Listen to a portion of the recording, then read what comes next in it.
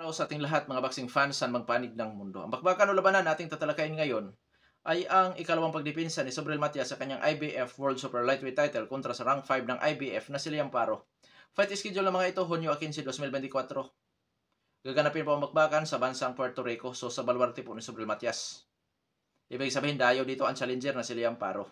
At sa bakbakan na ito tayo pa maghahayag ng sarili nating fight prediction, comparison at analysis na kung saan doon pa po lamang sa ating gagawing comparison at analysis. Malaki po ang posibilidad na makakakuha kayo ng idea kung sino paboboran nyo sa tingin niyo ay may malaking chance sa panalo.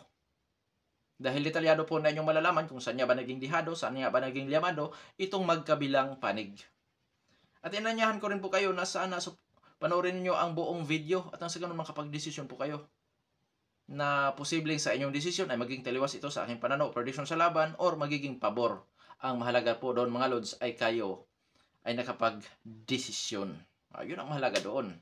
Dahil nasa inyo po ang huling desisyon. At dahil sa magkaroon po tayo ng comparison, marapat lamang na atin munang alamin ang kunti background dito sa magkabilang panig mula sa kanilang physical na appearance, experience at karanasan sa laban, dahil yan po ang ating gagamiting referensya naman sa paghahayag natin doon sa ating gagawing comparison. Pero bago natin yan simulan, para po sa mga boxing fans na bago pa po lamang napadpad dito sa ating munting channel, inanyahan ko po kayo na sana suportahan po nyo sa pamamagitan po ng pag-subscribe, like, and share. Para po sa mga boxing fans na walang sawa na sumuport at sumubaybay dito sa ating munting channel, taos puso po ako nagpapasalamat sa inyong lahat. Wala po nung sports PH kung wala rin po kayo mga idol. Kaya naman, mapulit-ulit po ang aking pagpapasalamat sa inyo. Hindi na natin patagalin pa, simulan na natin, alamin na natin ang mga background dito sa magkabilang panig at unahin natin ang sa panig ng challenger rank 5 ng IBF na si Liam Paro ng Australia. Bilang sa professional boxer, itong si Liam Paro po ay may impresibong kartada, 24 wins with 15 wins coming by way of knockout, undefeated. May edad 28 anyos, height 5 foot and 8.5 inches, reach 71 inches. South po ang kanyang stance, knockout ratio 62.5%. Last fight nitong si Liam Paro, December 9, 2023, nakasagupa niya si Montana Love. Panalo by 6 round knockout itong si Liam Paro. Impresibo po ang kanyang pagkapanalo sa kanyang huling laban. Karanasan o eksperyensya nitong si Liam Paro bago ito pumasok sa pro boxing, dating amateur boxer po itong si Liam Paro. Oo. 5 times Australian title holder, 6 times Queensland title holder, at naging representative itong si Liam Paro sa kanilang bansa sa Australia sa ginanap na World Junior Championship doon sa bansang Bulgaria.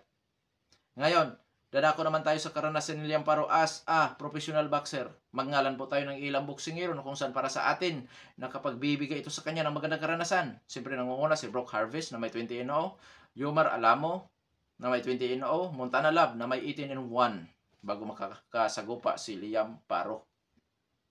Ang na-achieve pa po lamang ni Liam Paro bilang isang professional boxer ay ang WBO Global. Ngayon dadako tayo sa skills sa taglay-taglay nitong si Liam Paro. Sa pangkalahatan,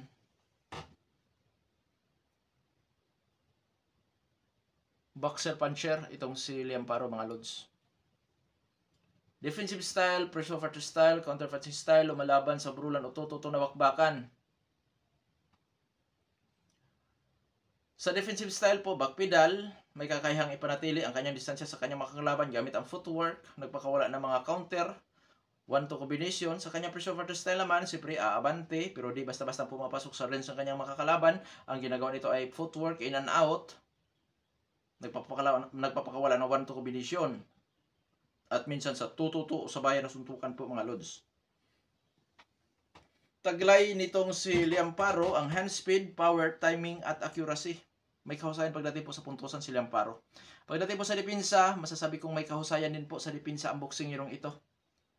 Head movement, weaving, yung kanyang footwork kung saan mabilis po makaalis.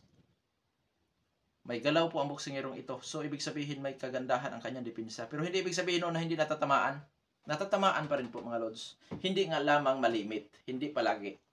Sa panig naman ng kampiyon ng IBF dyan sa Super Lightweight Division na si Subriel Matias.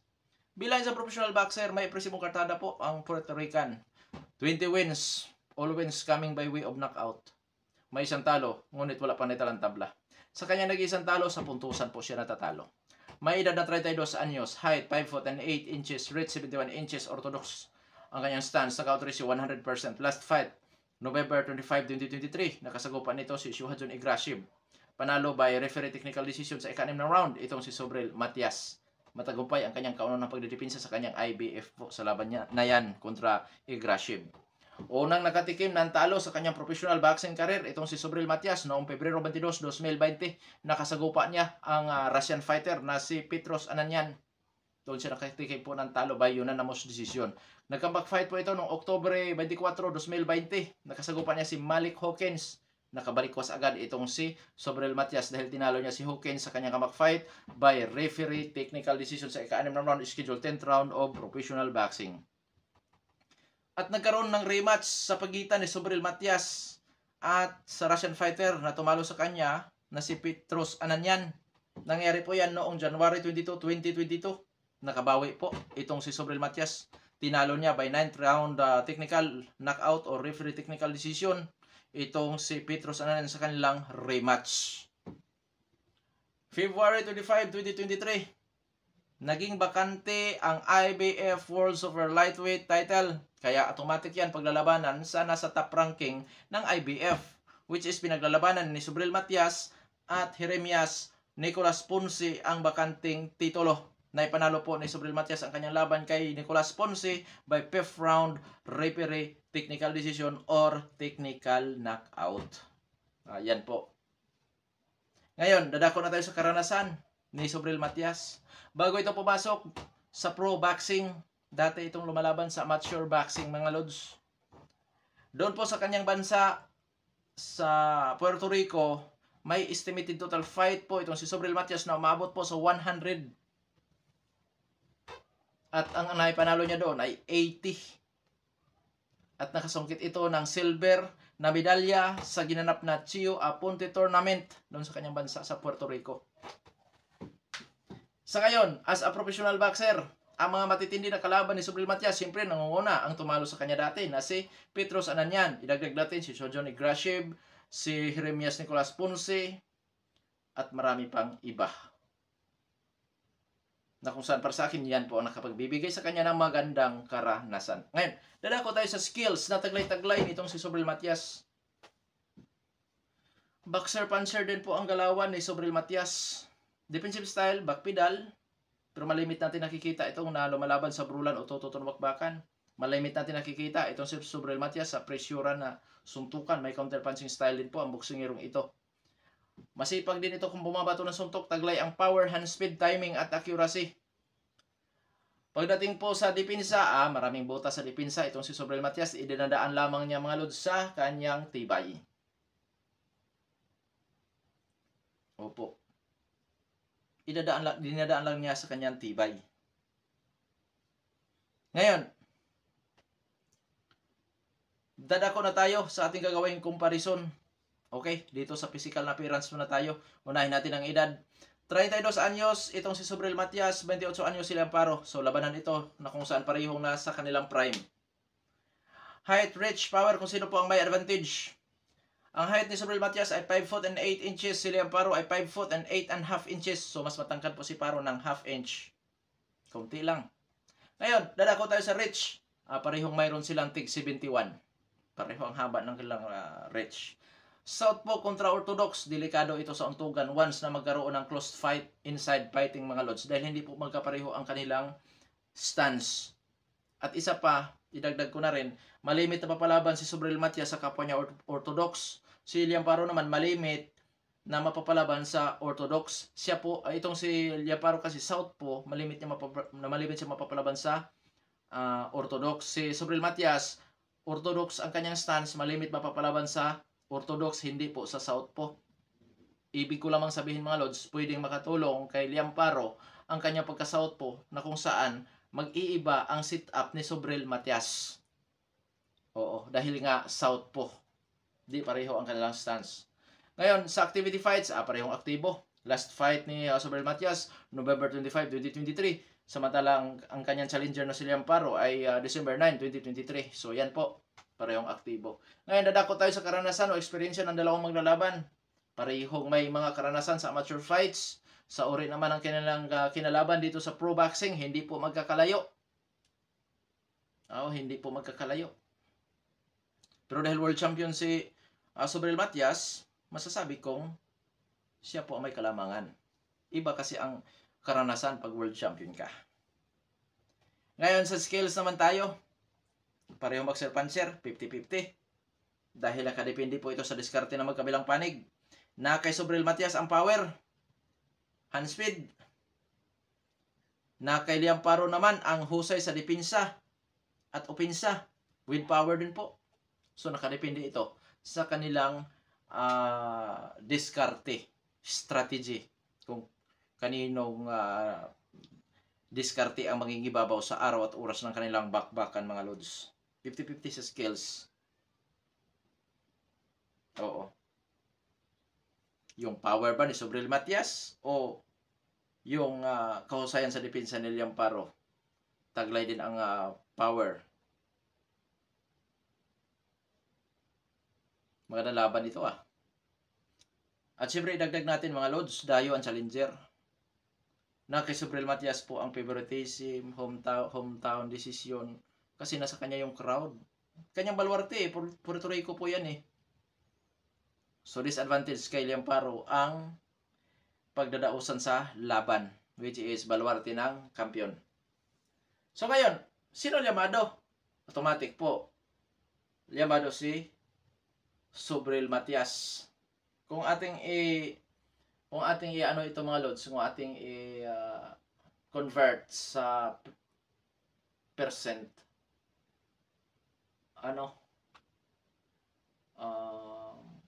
hindi naman kalayuan. 55-45 lang po para sa akin. Oo. Kasi sa lahat ng aspeto hindi naman gaano napag-iwan si Paro Nasa ranking siya. Oo, challenger siya, pero rank 5 naman siya. So, sa top 1 to 10, sa ranking, pasok si Paro. Sa top 1 to 5, pasok si Paro. So, tapos, idagdag pa natin, sa physical na appearance, sa power lamang, nakakalamang si Sobrel Matias. Combination sa kanyang skills. Kasi kung nagkataon na hindi 100% ang knockout ratio ni Sobrel Matias, lugi siya sa skills ni Liam Paro. Kaso yung power kasi mga lods, importante kasi yan May power din naman si Paro, pero hindi katulad ni Sobrel Matias. Subok na kasi ito kay Matias Marami na rin kasi itong pinatagilid na mga di kalibreng boxing hero, mga top ranking din po sa kanyang division. So, 55-45. Ganun po. May laban po sa lahat ng aspeto si Paro. May laban. Kaya 55-45 lang. Okay, dadako na tayo sa ating prediction. Sobrel Matias by technical knockout. Mga anong round? Dahil mahigpit sa depensa o may kahusayan sa depensa si Liam Paro, siguro mga lods doon yan sa mga mula first round hanggang quarter. Ano bang quarter sa Sa 12. 9? Ganun ba yun? Or 10? Ganyan. 1 to 10 rounds. Posibleng mapasuko ni Sobrel Matias si Liam Paro. Kung sakali mawi sa puntusan, maraming pribilehiyo si Sobrel Matias Sa kanyang bansa gaganapin ang bakbakan. Siya pa ang champion. So maraming siya. Marami siyang pribilehiyo makukuha, magagamit sa laban na yan. It means malaki pa rin ang chance ni Sobrel Matias manalo sa puntusan. Dahil kung magkaroon lang ito ng close fight ticket sa scorecard, automatic po yan mga lods. Doon yan i-award kay Matias ang panalo. Maliban na lamang siguro kung ma-outbox ni Liam Paro itong si Sobrel Matias. Which is, tatalakayin din po natin yan doon sa bandang huli. Ngayon sa panig naman ni Liam Paro. So tapos na tayo sa ating official prediction. Sobrel Matias by technical knockout or knockout 1 to 10. At sa posibilidad naman na mawi lamang sa puntusan, Matias pa rin. Dahil marami siyang pwedeng makuhang pribilehiyo. Siya ang world champion sa kanyang bansa gaganapin ang laban. At siyempre sa kanyang skills na po mga lods, na kung saan posible niya may dominang laban gamit ang kanyang power at yung kanyang pagkabakser-panser, yung kanyang pressure. Posibleng magiging ano tong si Liam Paro, magiging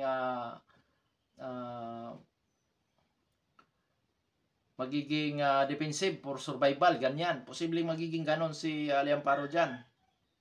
Kung matitikman na niya yung mga pamatay na suntok ni Matias. Pero kung kakayanin ni Paro ang pamatay na suntok ni Matias, delikado din si Matias dyan. Na kung saan mabawian siya sa puntusan. So dito mga lods, may malaking chance si Matias sa puntusan pa rin. Pero mas pabor ako sa knockout. Yun doon ako pabor na may panalo ito ni Sobrel Matias sa pamamagitan po ng knockout, technical knockout, 1-10.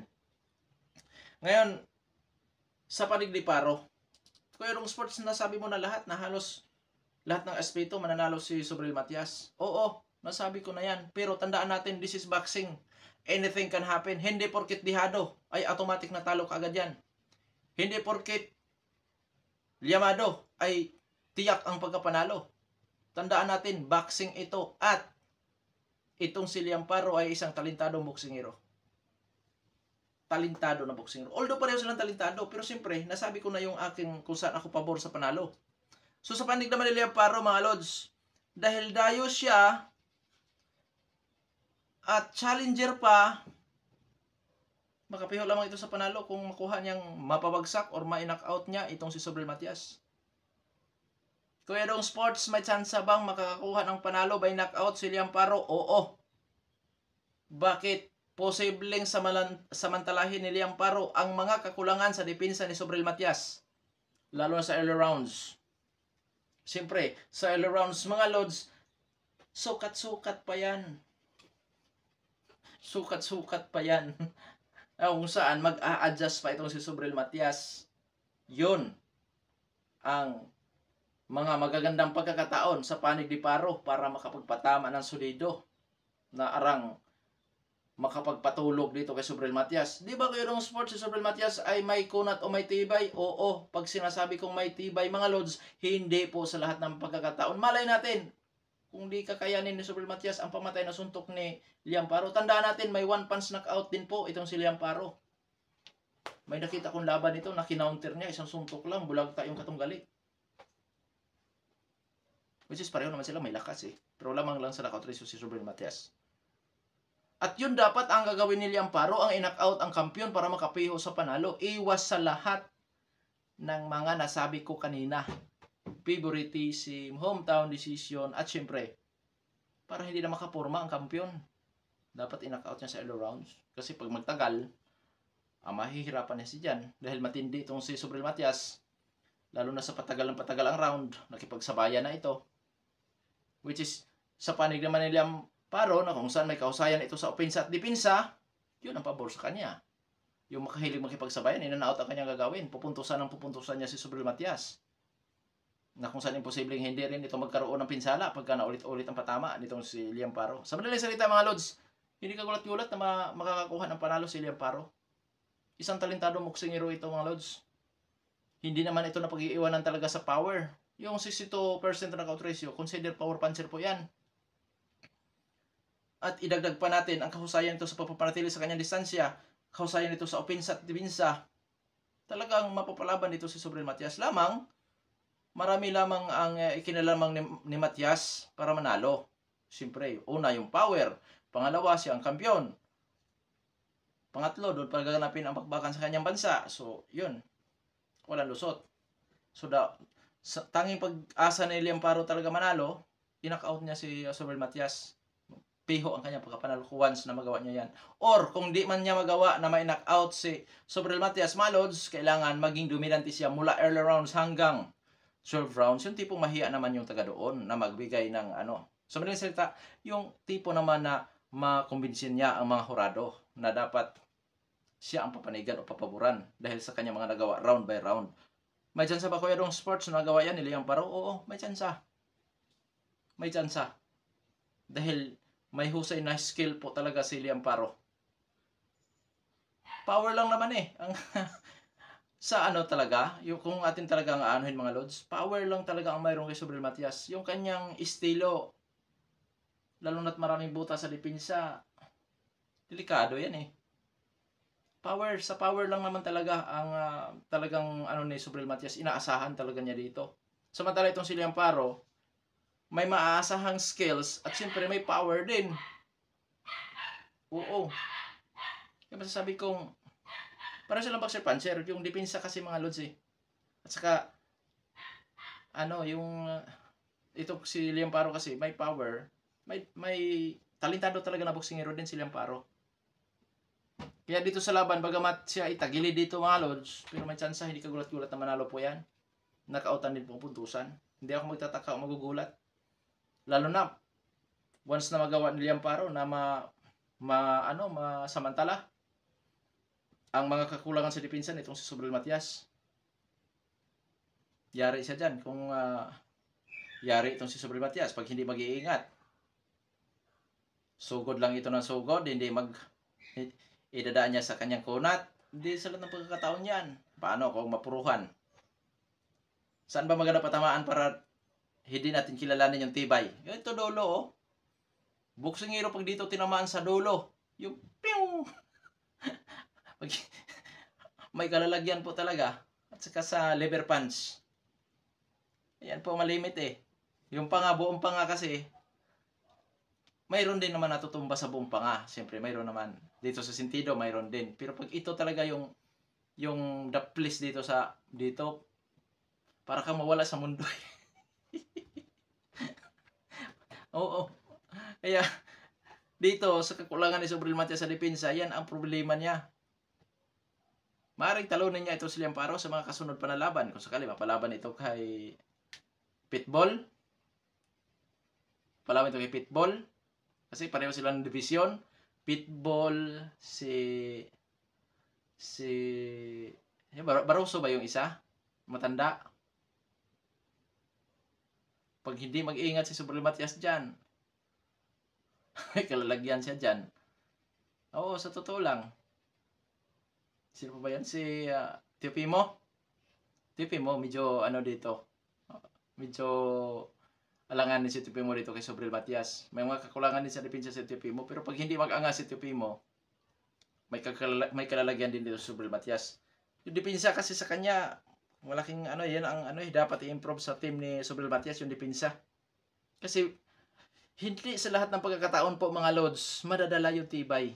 Yun lang masasabi ko. Oo.